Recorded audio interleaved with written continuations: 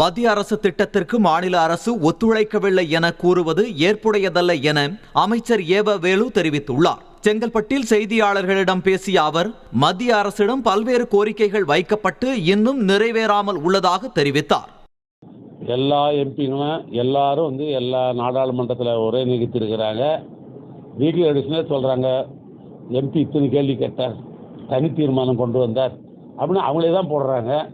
அதோடு மட்டுமல்ல, நாடாளுமன்றத்தில் பொறுத்தளவுக்கு இந்த முறை எல்லாருமே நாடாளுமன்றத்தில் சிறப்பாக பணியாற்றினாங்கன்னு வண்ண தொலைக்காட்சியில் நாங்களே பார்த்தோம். மாநில மந்திரியாக இருக்கிறோம், நாங்களே பார்த்துருக்குறோம்.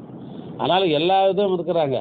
இப்போதான் இப்போ சமூக வலைத்தளன்ற பேரில், போஸ்டர்ன்ற பேரில் எது வேணாலும் நடந்து தான் இருக்குது.